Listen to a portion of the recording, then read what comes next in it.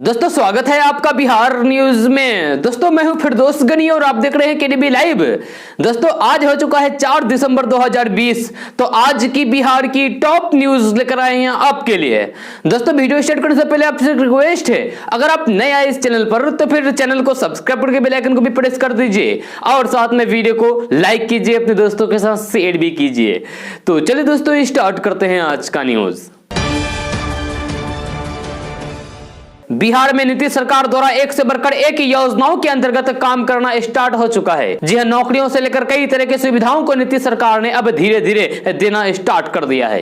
जी हां, आपको बता दें कि एक बड़ी खबर के अनुसार बिहार में गैस आपूर्ति को लेकर एक बड़ी योजना बनाई जा रही है, जिसके तहत अब 10 जिलों में पाइपलाइन से गैस की आपूर्ति की जाएगी। जी हां, सरकार के इस फैसले से बिहार के सभी लोगों को काफी ज्यादा फायदा होने वाला है और कई तरह की मुश्किलें भी आसान हो जाएगी। जी हां, आपको बता दें कि IOCL यानी कि इंडियन ऑयल कॉर्पोरेशन लिमिटेड की 3 पाइपलाइन परियोजना बिहार से गुजर रही है। बिहार के 10 जिलों में यानी कि सासाराम, सारण, पूर्णिया, भागलपुर, आरा, मधेपुरा, शेखपुरा, जमुई, नवादा, मुजफ्फरपुर और किशनगंज में पाइप से गैस आपूर्ति का लक्ष्य है और इसके लिए सभी तैयारियां शुरू भी हो गई है, जो कि जल्द ही पूरा हो जाएगी। बिहार में कोरोना के चलते कई सारी चीजों पर इसका काफी बुरा प्रभाव पड़ा है। जहां खास तौर से स्कूलों को खोलने को लेकर कई तरह के फैसले लगातार लिए जा रहे हैं। आपको बता दें कि बिहार में प्राइमरी और मध्य स्कूल अभी भी बंद पड़े हैं, जिसको लेकर शिक्षा विभाग ने जबरदस्त फैसला लिया है। जी हां, आपको बता दें कि बिहार में शिक्षा मंत्री ने साफ तौर पर कह दिया है कि अभी बिहार में प्राइमरी और मध्य स्कूलों को खोले जाने की कोई भी जरूरत नहीं है, क्योंकि कोरोना का कहर अभी भी थमा नहीं है, बल्कि ये काफी तेजी के साथ एक बार फिर से बढ़ने लगा है। जी हां, हालांकि स्कूल खोलने की तैयारियां लगातार चल रही है, लेकिन बीच में कोरोना ने अपना दांव खेलना स्टार्ट कर दिया, जिसकी वजह से बार बार स्कूल खोलने को लेकर फैसला बदला जा रहा है। कोरोना को लेकर जारी केंद्र सरकार की नई गाइडलाइंस के बाद बुद्ध की ज्ञान स्थली बोध गया का महाबोधि मंदिर आम श्रद्धालुओं के लिए खोला जा रहा है। जी हां, मंदिर सुबह 5 बजे से 10 बजे और दोपहर 3 बजे से रात 9 बजे तक खोला जाएगा। इस वजह से अब बौद्ध श्रद्धालुओं के साथ ही आम पर्यटकों की आवाजाही में भी इजाफा हुआ है। जी हां, बौद्ध भिक्षु मंदिर परिसर एवं बौद्ध वृक्ष के छांव में ध्यान लगा रहे हैं। वहीं बिहार एवं अन्य राज्यों के भी आम पर्यटक भी मंदिर भ्रमण के लिए आ रहे हैं। किसानों के समर्थन और कृषि कानून के विरोध में पंजाब हरियाणा हाईकोर्ट के 3 पूर्व जज आगे आए हैं। जी हां, पूर्व जज MS गिल, नवाब सिंह और रंजीत सिंह ने कहा है कि हाल ही में लागू किए गए कृषि कानूनों के खिलाफ देश का संपूर्ण कृषक समुदाय अत्यधिक दुखी है। जी हां, कानून बनने के बाद काफी समय से किसान शांतिपूर्ण विरोध प्रदर्शन कर रहे हैं। तीनों पूर्व जज ने कहा है कि कानून बनाने से पहले संसद सत्र के दौरान विस्तार से विचार करने के लिए इंतजार किया जा सकता था। जी हां, बिलों को ध्वनिमत में बहुत ही संदिग्ध तरीके से राज्यसभा में पारित किया गया है। जी हां, सरकार को इन कानूनों को लागू करने से पहले किसानों की चिंता को ध्यान में रखना चाहिए था। यदि ऐसा किया गया होता तो वर्तमान स्थिति से बचा जा सकता था। किसानों की चिंता को नजरअंदाज नहीं किया जा सकता है। दोस्तों बिहार में खेती करने वाले किसानों के लिए एक बड़ी और बुरी खबर सामने आ रही है। जी हां, मिली जानकारी के मुताबिक बिहार के किसानों को वर्षों से मिल रहा डीजल अनुदान अब नहीं मिलेगा, क्योंकि सरकार डीजल अनुदान को बंद करने जा रहा है। खबर के अनुसार बिहार के कृषि मंत्री अमरेंद्र प्रताप सिंह ने कहा है कि राज्य में बिजली की उपलब्धता हर गांव में हो गई है, साथ ही साथ बिजली की कीमत डीजल से कम है, इसलिए बिहार के किसानों को अब डीजल का अनुदान नहीं मिलेगा। जी हां, आपको बता दें कि बिहार के किसानों को 3 सिंचाई के लिए प्रति लीटर 60 रुपए की दर से अनुदान दिया जा रहा था, लेकिन अब इसे बंद करने का निर्णय लिया गया है। जी हां, बीते वित्तीय वर्ष में 6.5 लाख किसानों को राज्य में डीजल का अनुदान मिला था। कृषि मंत्री अमरेंद्र प्रताप सिंह ने कहा है कि राज्य में किसानों को डीजल अनुदान नहीं दिया जाएगा। इसकी सरकार ने अभी तक मुकम्मल घोषणा नहीं की है। जी हां, लेकिन इस साल किसानों को इसका लाभ नहीं दिया जाएगा। जी हां, आपको बता दूं कि बहुत ही जल्द सरकार इस पर कोई फैसला ले सकती है। बिहार में सरकारी नौकरी की तलाश कर रहे लोगों के लिए एक बड़ी खबर सामने आ रही है। जी हां, ताजा रिपोर्ट के मुताबिक बिहार के अंचलों में 2136 पदों पर बम्पर बहाली होने जा रही है। जी हां, इसको लेकर विभाग ने तैयारियां शुरू कर दी है। खबर के मुताबिक जमीन का रिकॉर्ड सुरक्षित रखने और डिविजनल दस्तावेज बनाने के लिए राज्य के सभी अंचलों में 2136 डाटा एंट्री ऑपरेटर की नियुक्ति की जाएगी। आपको बता दें कि डाटा एंट्री ऑपरेटर की नियुक्ति के लिए फाइल कैबिनेट के पास भेज दी गई है। बिहार कैबिनेट से मंजूरी मिलने के बाद इन पदों को जल्द से जल्द भरा जाएगा, क्योंकि वर्तमान समय में बिहार में जमीन का सर्वे किया जा रहा है। जी हां, साथ ही साथ तहसील और पंजीयन कार्यालय को ऑनलाइन आपस में जोड़ा जा रहा है, जिसके लिए डाटा एंट्री ऑपरेटर की जरूरत है। जो युवा बिहार में नौकरी खोज रहे हैं वो इस भर्ती प्रक्रिया पर नजर बनाए रखें, क्योंकि इन पदों पर भर्ती की प्रक्रिया बहुत जल्द शुरू की जाएगी, क्योंकि बिहार सरकार को डाटा एंट्री ऑपरेटर की सबसे ज्यादा जरूरत है। इन पदों पर भर्ती की योग्यता 12वीं पास निर्धारित की जाएगी। जहां इसकी सूचना आपको नोटिफिकेशन से दे दिया जाएगा। दोस्तों, अगर आप बिहार में वाहन चलाने के लिए ड्राइविंग लाइसेंस बनाना चाहते हैं तो फिर आपके लिए एक अच्छी खबर है। जी मिली जानकारी के मुताबिक बिहार में आप ऑनलाइन के द्वारा लर्निंग ड्राइविंग लाइसेंस बना सकते हैं। इसके लिए पहले से कम शुल्क देना पड़ेगा। खबर के अनुसार लर्निंग ड्राइविंग लाइसेंस बनाने के लिए पहले 790 रुपये लगता था, लेकिन 1 दिसंबर 2020 से इसके चार्ज में 50 रुपए की कटौती की गई है। अब लोगों को लर्निंग ड्राइविंग लाइसेंस बनाने के लिए 740 रुपए देने होंगे। बिहार में ड्राइविंग लाइसेंस के लिए आधार कार्ड, आवासीय पता के रूप में वोटर कार्ड, बैंक या फिर डाकघर का पासबुक, बिजली बिल, टेलीफोन बिल दे सकते हैं। अगर आप बिहार में लर्निंग ड्राइविंग लाइसेंस बनाना चाहते हैं तो आप वेबसाइट परिवहन.gov.in खोलकर लर्निंग ऑप्शन क्लिक करके आवेदन कर सकते हैं। आपको बता दें कि आप ऑनलाइन के द्वारा मनपसंद तिथि का स्लॉट भी बुक करा सकते हैं। आपकी चयन की गई तिथि पर ड्राइविंग परीक्षा देकर ड्राइविंग लाइसेंस प्राप्त कर सकते हैं। जी हां, अब आपको किसी भी तरह की परेशानियों का सामना करना नहीं पड़ेगा। दोस्तों, बिहार में रहने वाले लोगों के लिए एक बड़ी खबर सामने आ रही है। मिली जानकारी के मुताबिक बिहार के 20 जिले में जमीन सर्वे का काम किया जा रहा है, जो आपको पहले भी केडीबी लाइव के माध्यम से बताया जा चुका है। जी हां, इसी बीच बिहार सरकार ने आदेश दिया है कि लोग जमीन के सही कागजात के साथ ही जमीन का सर्वे कराएं। राजस्व एवं भूमि सुधार विभाग और बिहार विशेष सर्वेक्षण एवं बंदोबस्त कार्यालय ने लोगों से अपील किया है कि लोग जमीन का सर्वेक्षण करा लें। भू सर्वेक्षण के बाद जमीन का डिजिटलाइजेशन किया जाएगा, जहां जिससे जमीन से जुड़ी सभी प्रकार की परेशानियां दूर हो जाएगी। सरकारी आदेश के मुताबिक जितने भी रैयत हैं वे अपनी जमीन का खतियान समेत अन्य कागजातों को लेकर अपनी जमीन का सर्वेक्षण करा लें। इससे उनकी जमीन का नया खतियान तैयार किया जाएगा। जी हां, साथ ही साथ जमीन का नए सिरे से नक्शा बनेगा। आपको बता दूं कि जमीन सर्वे में तेजी लाने के लिए पंचायत स्तर पर जागरूकता अभियान चलाया जा रहा है, ताकि लोग सही कागजात के साथ अपने जमीन का सर्वे कराएं। जी हां, इससे उन्हें सभी प्रकार का लाभ प्राप्त होगा और जमीन से जुड़ी सभी प्रकार का वाद विवाद समाप्त हो जाएगा। दोस्तों, बिहार के विकास को लेकर सीएम नीतीश कुमार ने रातों रात बड़े बड़े फैसले ले रहे हैं, ताकि राज्य में रहने वाले लोगों को किसी भी तरीके की कोई भी परेशानियों का सामना करना ना पड़े। जहां साथ ही साथ राज्य के विकास में कोई बाधा ना आए। सीएम नीतीश कुमार ने ये 5 बड़े फैसले लिए हैं, जो आपको हम बताने जा रहे हैं। सबसे पहले आपको बता दूं कि सीएम नीतीश कुमार ने राज्य के बड़े अधिकारियों को निर्देश दिया है कि वे जिलों में जाकर विकास कार्यों की स्थिति जाने और उसकी पूरी जानकारी हमें दें। नंबर 2, आपको बता दूं कि सीएम नीतीश कुमार ने आदेश दिया है कि भ्रष्टाचार में लिप्त कर्मचारी पर तुरंत एक्शन होगा और उन्हें बर्खास्त किया जाएगा। जी हां, नंबर 3, बिहार में सभी सरकारी अधिकारी फील्ड में जाएंगे और सरकारी योजनाओं की स्थिति का पता लगाएंगे। नंबर 4, नीतीश कुमार ने अधिकारियों से राज्य में चालू योजना का 4 दिसंबर तक पूरी रिपोर्ट मांगे है, यानी कि आज तक पूरी रिपोर्ट मांगी है। जी हां, नंबर 5, मुख्यमंत्री नीतीश कुमार आने वाले दिनों में पूरे बिहार की यात्रा पर निकल सकते हैं। जी हां, इस दौरान वे राज्य में हो रहे सरकारी योजनाओं के कामकाज के बारे में जायजा लेंगे। महाराष्ट्र की सत्ताधारी पार्टी शिवसेना ने केंद्र सरकार से ध्वनि प्रदूषण पर नियंत्रण के लिए मस्जिदों में लाउड स्पीकर के इस्तेमाल पर रोक लगाने के लिए कदम उठाने की मांग की है। पार्टी के मुखपत्र सामना में लिखे एक लेख में मांग की गई है कि लाउड स्पीकर का मामला पर्यावरण संरक्षण और ध्वनि प्रदूषण से जुड़ा हुआ है। लेख में कहा गया है कि केंद्र सरकार को मस्जिदों में लाउड स्पीकर के इस्तेमाल पर रोक लगाने के लिए अध्यादेश पारित करना चाहिए, ताकि ध्वनि प्रदूषण पर नियंत्रण हो सके। Centre for science and environment यानी कि सीएसई ने देश में ब्रांडेड शहद की जांच की है। जी हां, पतंजलि, डाबर, वैद्यनाथ और झंडू जैसे मशहूर ब्रांड के शहद टेस्ट में फेल हो गए हैं। जी हां, सीएसई की जांच में इन कंपनियों के शहद में 77% मिलावट पाई गई है। पता चला है कि इसमें चीनी मिलावट की गई है। जी हां, हालांकि डाबर और पतंजलि ने इस जांच पर ही सवाल उठा दिए हैं। जी हां, कंपनियों का कहना है कि इस जांच का मकसद हमारे ब्रांड की छवि खराब करना है और यह प्रायोजित लगती है। कंपनी ने दावा किया है कि हम भारत में ही प्राकृतिक तौर पर मिलने वाला शहद इकट्ठा करते हैं और उसी को बेचते हैं। इसे बिना चीनी या फिर कोई चीज मिलाए पैक किया जाता है। कंपनी ने कहा है कि शहद की जांच के लिए food safety and standard authority यानी कि FSSAI के नियमों और मानकों का पूरा ध्यान रखा जाता है। डाबर के प्रवक्ता ने कहा है कि हमारा शहद 100% शुद्ध और देसी है। साथ ही उन्होंने कहा है कि हाल ही में जो रिपोर्ट सामने आई है वो प्रायोजित लगती है।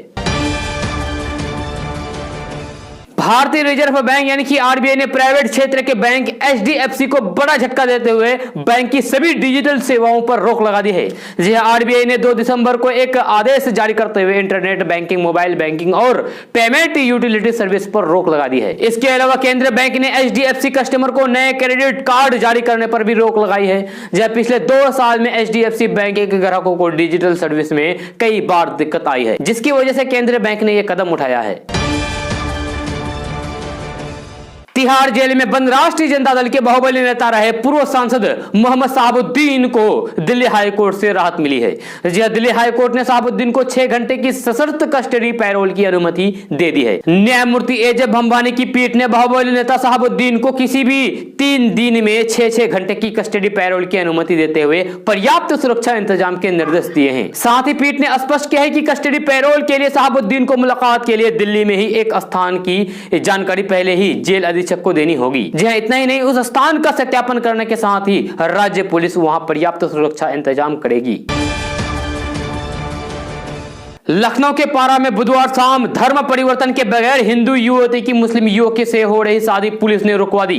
हालांकि युवक युवती और परिजनों ने सहमति से विवाह होने की बात कही है, लेकिन पुलिस नहीं मानी। जी हां, यूपी विधि विरुद्ध धर्म परिवर्तन प्रतिषेध अध्यादेश का हवाला देते हुए दोनों को DM से धर्म परिवर्तन की अनुमति लेने के लिए कहा गया। जी हां, धर्म परिवर्तन अध्यादेश के प्राविधान समझने के बाद परिजन इन पर तैयार हुए और पुलिस को लिखित आश्वासन भी दिया। हिंदू मुस्लिम के विवाह पर हिंदू संगठन उन्होंने आपत्ति जताते हुए पुलिस से शिकायत की थी।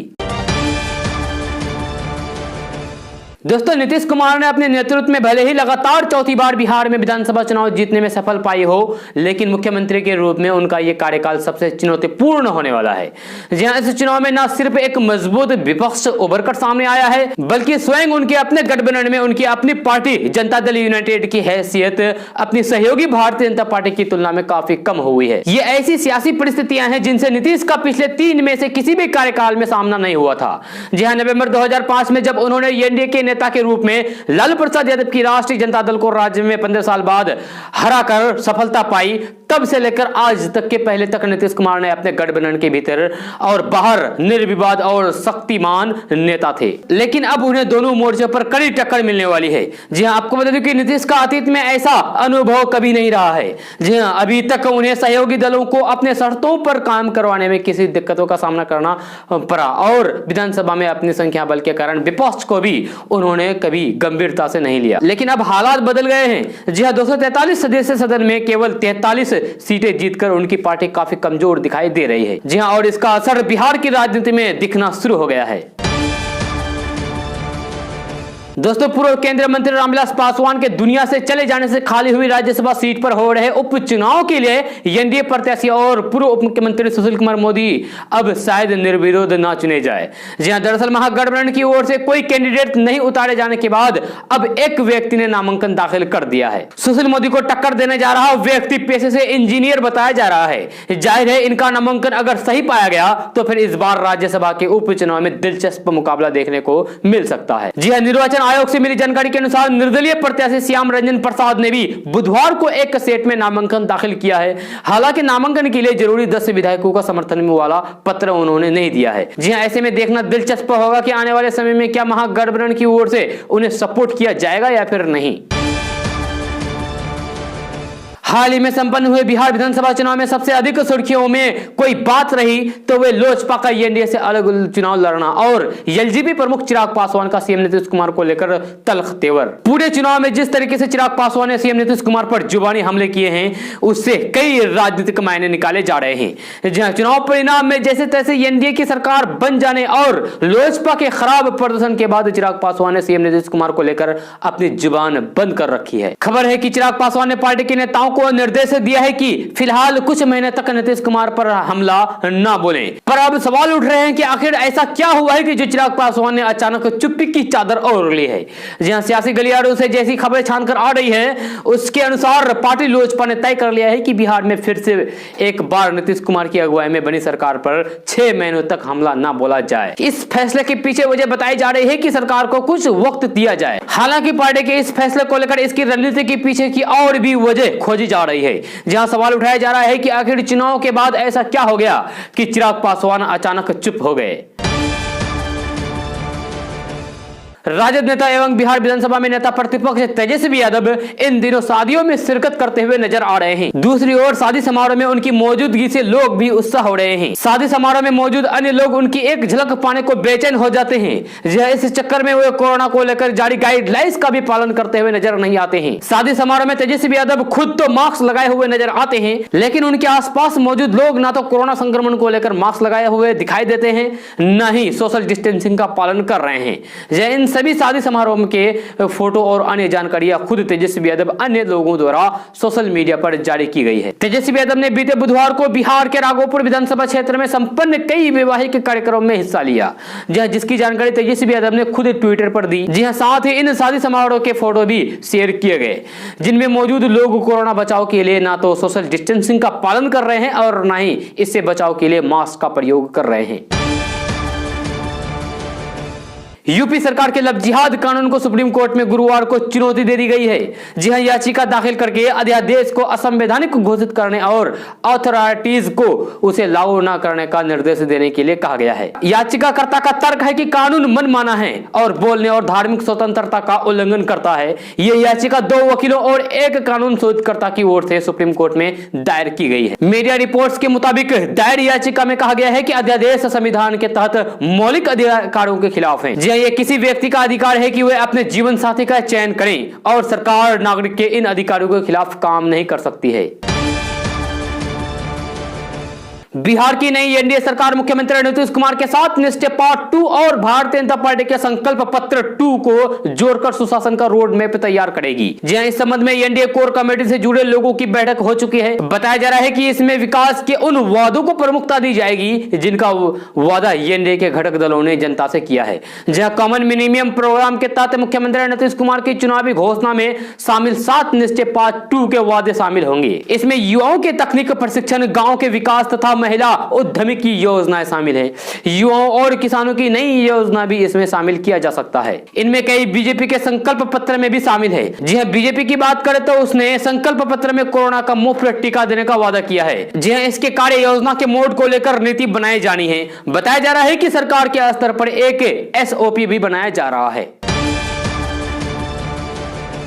अयोध्या में बन रहे विशाल राम मंदिर के लिए राम मंदिर ट्रस्ट द्वारा पूरे देश में दान जुटाया जा रहा है। जहां इसी कड़ी में अब बिहार भाजपा ने भी अहम फैसला लिया है। इसके तहत तय किया गया है कि बिहार भाजपा के नेता लोगों से धन जुटाएंगे, जिसके बाद सारा पैसा राम मंदिर ट्रस्ट को सौंप दिया जाएगा।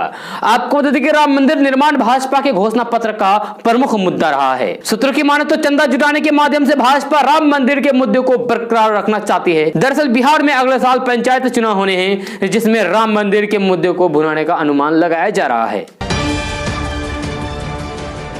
बिहार के दरभंगा और पुणे में ईडी की टीम ने छापेमारी की है। जी हां, दरभंगा के सिंहवाड़ा थाने के शंकरपुर गांव पहुंचकर पॉपुलर फ्रंट ऑफ इंडिया के बिहार के जनरल सेक्रेटरी मोहम्मद आकिब के घर पर ईडी ने छापेमारी की है।